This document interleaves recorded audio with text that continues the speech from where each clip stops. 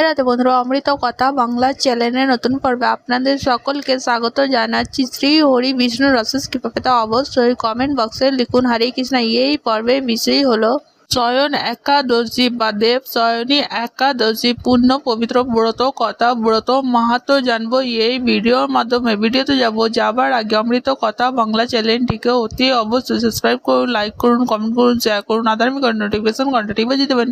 শয়ন একাদশী বা দেব শয়নী একাদশী পূর্ণ পবিত্র ব্রত কথা ব্রত মাহাত্ম্য। মহারাজ যুধিষ্ঠির বললেন, হে কৃষ্ণ, আষাঢ় মাসের শুক্লপক্ষের একাদশীর নাম কি?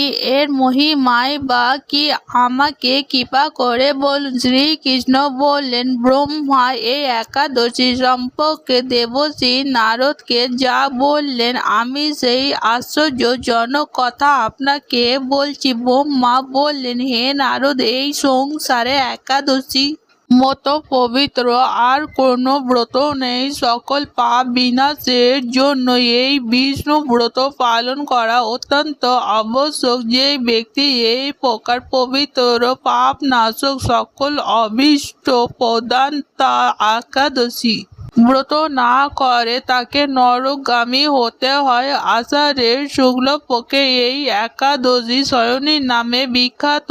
শ্রী ভগবান ঋষিকেশের জন্য এই ব্রত পালন করতে হয়। এই ব্রতের সম্বন্ধে এক মঙ্গলময় পৌরাণিক কাহিনী আছে।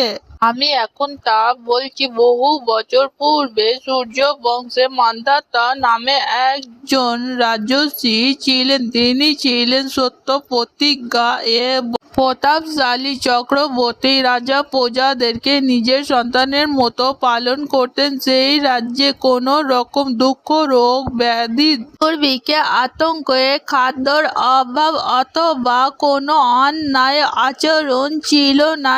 এইভাবে বহু বছর অতিবাহিত হলো। কিন্তু এক সময় হঠাৎ দৈব দুটি বিভাগকে ক্রমাগত 3 বছর সেই রাজ্যে কোনো বৃষ্টি হয়নি। দুর্ভিক্ষের ফলে সেখানকার দেবতাদের উদ্দেশ্যে দান, মন্ত্র, সাহায্য ইত্যাদি শব্দ বন্ধ হয়ে গেল। এমনকি দেব পাঠও ক্রমশ বন্ধ হলো। তখন প্রজারা রাজার কাছে এসে বলতে লাগলো, মহারাজ, দয়া করে আমাদের কথা শুনুন। আষাঢ়ের জলকে নার বলা হয়। সেই জলে ভগবানের শয়ন অর্থাৎ নিবাস। তাই ভগবানের এক নাম নারায়ণ। মেঘর রূপে ভগবান বিষ্ণু সর্বত্র বাড়ি বর্ষণ করে সেই বৃষ্টি থেকে অন্ন, এবং এই অন্ন খেয়ে প্রজাগণ জীবন ধারণ করে। এখন সেই অন্নের অভাবে প্রজারা ক্ষয় প্রাপ্ত হচ্ছে। অতএব হে মহারাজ, আপনি এমন কোনো উপায় অবলম্বন করুন যাতে আপনার রাজ্যের শান্তি এবং কল্যাণ সাধন হয়। রাজা মান্ধাতা বললেন, তোমরা ঠিক বলেছ। অন্ন থেকে প্রজাদের উদ্ভব, অন্ন থেকে প্রজারা পালন। তাই অন্নের অভাবে প্রজারা বিনষ্ট হয়, আবার রাজার দোষেও রাজ্য নষ্ট হয়। আমি নিজের বুদ্ধিতে আমার নিজের কোনো দোষ খুঁজে পাচ্ছি না। তবুও প্রজাদের কল্যাণের জন্য আমি অপ্রাণ চেষ্টা করব।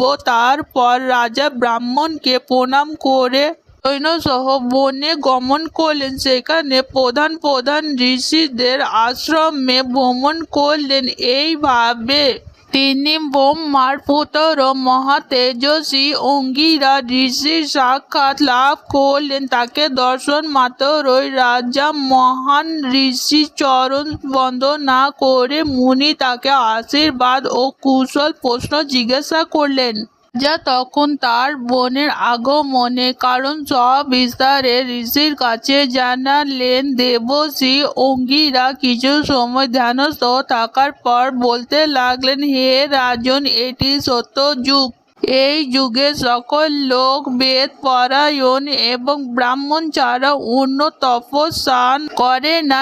এই নিয়ম থাকা সত্ত্বেও এই রাজ্যে একজন শূদ্রও তপস্যা করছে, আর সেই অকার্যের জন্যই রাজ্যের এই দুর্দশা হয়েছে। তাকে হত্যা করলেই সকল দোষ দূর হবে। রাজা বললেন, হে মুনিবর, তপস্যাকারিণীর অপরাধ ব্যক্তি আমি কিভাবে বধ করব?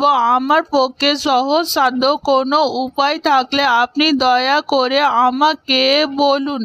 তদুত্তরে মহিষী অঙ্গিরা বললেন, আপনি আষাঢ় মাসের শুক্লপক্ষের সায়নী নামে প্রসিদ্ধ একাদশীর ব্রত পালন করুন। এই ব্রতের প্রভাবে নিশ্চয়ই রাজ্যে বৃষ্টি হবে। এই একাদশী সর্বসিদ্ধ তাড়াতাড়ি এবং সর্ব উপদ্রব নাশকারিণী। হে রাজন, প্রজা ও পরিবার বর্গ সহ আপনি এই ব্রত পালন করুন। মুনিবরের কথা শুনে রাজা নিজের প্রাসাদে ফিরে গেলেন। আষাঢ় মাস উপস্থিত হলো।